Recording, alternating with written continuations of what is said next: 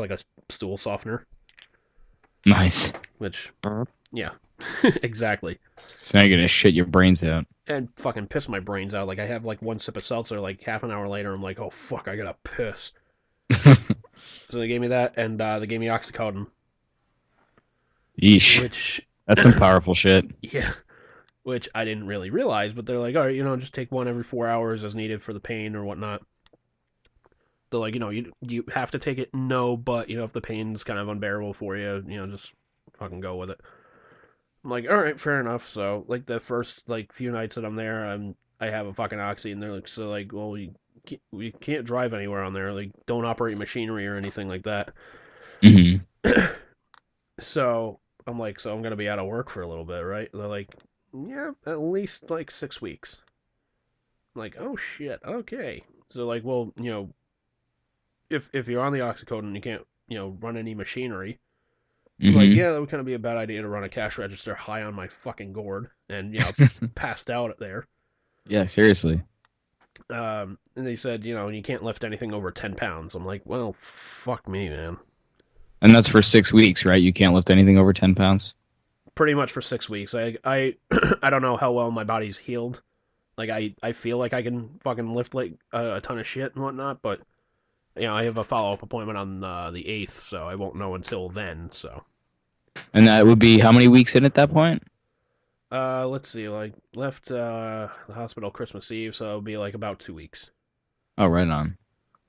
Yeah, I imagine it's just because they don't want you to, like, fuck up the stitches and shit like that. Exactly, because I even asked them, I said, I'm thinking about getting back into yoga and whatnot, and, would that be, would that be kosher to fucking do that? And they're like, well, no, because, you'd probably rip open your stitches and you'd have to come back here, and...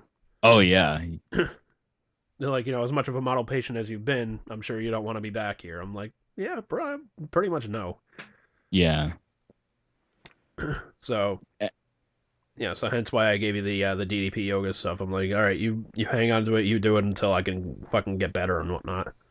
Have you been maintaining the low-fat diet pretty much so far? Yeah. I mean, I guess you kind of have to now, because if you don't, your body can't process it as well now without the gallbladder, right? Exactly. It would kind of be like a shock to the system. Like, the body would be able to process it, but it would take a lot longer to be a little bit more painful, because basically, like, the liver can do all the functions of the gallbladder. Mm-hmm. It's just the gallbladder was there, I guess, as kind of like, an extra, like a helping hand, sort of. Right. So, basically, they're like, well, we want you to get reacclimated to... processing like solid foods and whatnot. So, give the liver a chance to kind of recuperate and just, make sure it'd be able to do all this stuff. Right. Yeah. So this is pretty much permanent now. You're gonna have to eat low fat, right? I don't think so. Well, if you don't have the thing to process the fat, how could you go back to it? Well, no, because the liver can process the fat. It's just... Oh, so you think it's just a period of acclimation that you need? Right. I mean, I can't go crazy like I used to, but, if one night I'm just like, man, I haven't had fucking chicken wings in I don't know how fucking long. And, like, I go out and order chicken wings and fries, and then that's it for, like a month or something like that. That's okay. Okay, so you are going to try to more or less restrict your diet to low fat, but... Yeah, but... You might cheat every now and again. If you don't, dude, you're going to drive yourself nuts. Oh, sure, of course. Yeah. That's sort of, I mean, I'm not really even doing that. What I'm doing now is, I mean, as you mentioned, you gave me the DDP yoga shit, and I kind of read through his nutritional thing, and we were talking about it before off air, that it's very strict. Like, it even goes so far as to tell you, like, you can't combine carbs and protein, which even Liz and I looked at each other and we're like, what the fuck? Then how do we eat, like, pasta and chicken or something like that together? Like, that knocks that out of the equation. Yeah, exactly. So it's like, no, fuck that. Like, it's a little too restrictive. So kind of the approach that I'm taking, and it's kind of, she was already starting a healthier lifestyle before I got into it.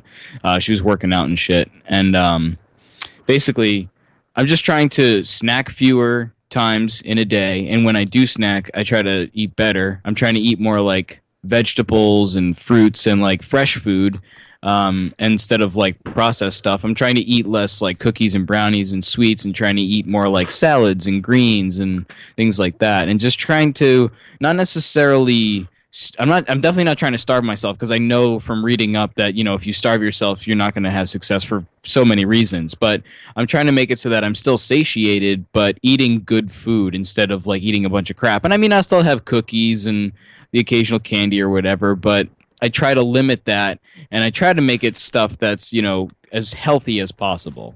Yeah. I mean, I have this book by Ken Shamrock, like, somewhere around here, and basically kind of like goes over like the diet that he has when he trains like fighters and whatnot. He holds them to very very strict diet in the sense of um, Saturday through Thursday, they eat like a bunch of protein. They can have carbs and whatnot, limiting how much that they can have and whatnot, and do all that shit, and very very strict with that. Hmm. They said Friday, he's like, if they want to drink beer and eat pizza, he's like, I fucking let them. Nice. He's like, that's kind of like their reward. It cuts down on how much they want to cheat on the fucking diet during those other days, because they say, hey, well, you know what, tomorrow we're going to be able to have pizza and beer, so let's fucking have that. Right, something to look forward to. Yeah, something that exactly. It's kind of like a mental reward or something like that, like the cheese at the end of the maze, so to speak. Right. But he's also like, when they first start out like doing all this stuff, like, yeah, they kind of overload on the pizza and whatnot, but eventually they kind of like wean themselves off, so that they're like, if we want pizza, we just have like maybe a slice of it, and we're still like kind of sticking to everything. So Hmm. so he's like, so it really like teaches them the responsibility of like, well, how bad do you want this? Do you really want all that pizza and whatnot? Like, all Making right, the fair right enough. choices, Exactly. and yeah. Exactly. But I was thinking of either doing that or like just kind of like juicing. I've heard juicing can be bad though, because the thing is, whatever you do, it has to be something you can maintain and live with. Because if it isn't, it's just going to be like a diet, and you're going to drop it. Yeah. And juicing, I don't think you could do for the rest of your life. Probably not. That's the thing. You have to be reasonable, and be like, okay, well, I can do this. Like if I were you, like I don't know, if you eat a lot of cookies and shit like that, or like at lunch, if you're eating like a bunch of meat and shit like that, maybe reduce the amount of meat and have like a small salad, like a chicken Caesar salad or something on the side, and eventually increase, the amount of greens you take, and take away a little more of the proteins, that you're getting more greens and shit like that. Like there's little ways to just adjust what you're eating now to make it better, rather than just completely throwing the whole thing out and being like, fuck this, I got to completely rethink how I eat. Like there's little ways to do it, and and to evolve it over time. You don't have to just completely be like, all right, fuck it, I'm just not not going to eat solids anymore. Yeah. So I don't know, I think there's a lot of ways to skin the cat, but whatever it is, it has to work for you. I just like how you said, like, if you're the kind of guy that eats a lot of cookies, like, look at me, dude. Do I look like I have ever turned down a fucking cookie in my life? Well, me too, man. I mean, that's how I am too. I mean, that's what my major snack is cookies. I'm a sucker for cookies. No, me, man, I'm a sucker for like chips and whatnot. So Yeah. So I mean, it's hard, but if you have the discipline to do it, and just bend a little bit here and there, then I don't think it's really that hard.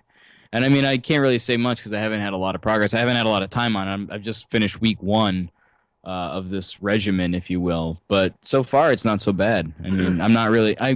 The one nice thing about it is, my problem before is I would eat just to eat. You know what I mean? Like it's lunchtime, so I'm gonna go get some lunch, and then I'd have a snack after, or a dessert after, because that's what you do. Like you have a snack or a dessert after yeah, you but eat. Whereas what's up? well, in a lot of cases, like a lot of nutritionists will tell you, like, yeah, it's better for you to, if you're not that hungry, but you should at least put something in your stomach, because if you don't do that, like, starving yourself is even worse than that. Right, but my problem was, like, I was never actually like necessarily getting hungry. I would just eat when it was time. So I would never actually necessarily feel the sensation of being hungry. I would just eat because it was time. Whereas now I'm waiting until I feel hungry, and then I maybe like have a glass of water. If I'm still hungry, I'll eat some food because, okay, my body's actually hungry. I need to eat something, rather than just eating because it's time to eat. You know what I mean? And I am still eating, like, I usually don't eat breakfast. I've never really eaten breakfast, but I'm eating like 2 meals a day, lunch and dinner. Yeah, So I'm not really starving myself. I'm still having little snacks here and there, but I'm not just eating to eat. You know what I mean? yeah. I mean, that's pretty much what what I've been doing. Like, I'm just like, well, fuck breakfast. What's breakfast ever done for me? Yeah, I haven't eaten breakfast or I usually don't. I mean, I actually I've been trying to make these breakfast sandwiches, but I guess I do kind of have breakfast. So I guess I do eat 3 meals a day. What am I saying? Anyway, I don't know. It all started for me like because of I had to do this healthy choices thing or I didn't have to, but like there's this benefit we have at work where you go see a doctor and you do like sort of like a survey kind of thing, and you have blood work done, and they tell you your results, and just for going there and having that done, you get $100 just for doing that. Well, fucking Christ, dude! I hope he did it like 5 times. Well, you can only do it once per year. Well, So I did it. And basically, if you go there and everything is cool, like you don't have to follow up or do anything, like they don't have any real technical advice for you, like, oh, you got to lower your cholesterol or lower your blood pressure, anything like that, then you get $300. So a total of 300 if you don't have to do anything, right? Just for doing this. Yeah. And so I went and I did this thing and had my blood work done, and she talked to me and whatever, and she was like, well, how about your drinking? Do you drink alcohol? I was like, yeah. She was like, how many drinks do you have? I was like, I don't know, maybe 2 or 3 a night. She was like, every night? I was like, more or less. Yeah, there might be one night a week or so that I don't drink. She's like, could you cut that down to maybe 1 or 2 a night and maybe have more nights where you're not drinking? I was like, yeah, absolutely. I don't drink to drink. I drink for the flavor. So absolutely I could do that. She's like, okay, because think about it this way.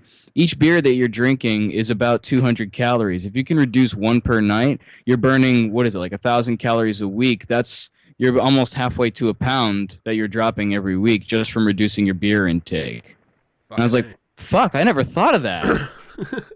Like, she blew my mind, like, right, and that's what kind of got me thinking on this, like, well, shit, I don't really have to do much. I just have to adjust here and there, and I can reduce my calorie intake and still be happy with what I'm eating, you know? Oh, yeah. So that's what she did, and basically got the results back, and I got my $300 fucking bucks because I didn't have to do anything technically. Nice. So yeah, I was like, fucking A. But that's kind of what started this whole thing. And I was like, well, if that kind of makes sense, like, why can't I apply that to other places too? Yeah. But I think you should join me with at least the DDP yoga thing when you're up and ready again, you know, after the 6 weeks or whatever the doctor says. Yeah, but I figure in the meantime I'm probably going to sign up for Planet Fitness again and just, you know, start walking. Yeah, something light on the sides, definitely. Yeah, because I can't run, I can't do like a power walk or anything like that, so I just do like, you know, slow walk and whatnot. But I figure if I do that for like, you know, for like 2-3 hours, whatever have you, you know, I'll do that. Yeah, there you go. You know. I would say do it outside, but it's really fucking cold.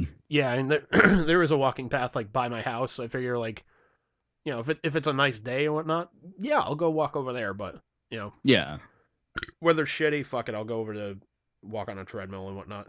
Oh yeah, because then God forbid you ever fall. Like that could be worse than working out. Like yeah.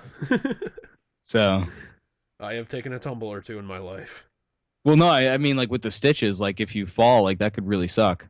That could, yes. So. But yeah, and it's like that sucks, man. Yeah. So I got out and, you know, Merry fucking Christmas. Yeah, seriously. Yeah. I feel bad though about the fucking guy that that came in like as I was getting discharged and whatnot. Like he was fucking cool as shit. Mm-hmm. Like he came in, he was cracking jokes with the nurses and whatnot. I was like, fucking, where the fuck have you been for the past few days, motherfucker?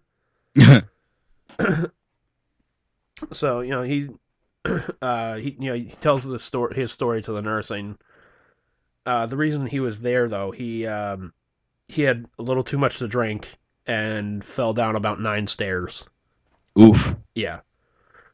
So I think he like cracked something in his vertebrae or something like that, or in his neck or something like that, but regardless, broken neck guy number 2. I'm like, at least you're better than broken neck guy number 1. Thank you. It could be a tag team. No, I would never saddlebag this fucking guy with that.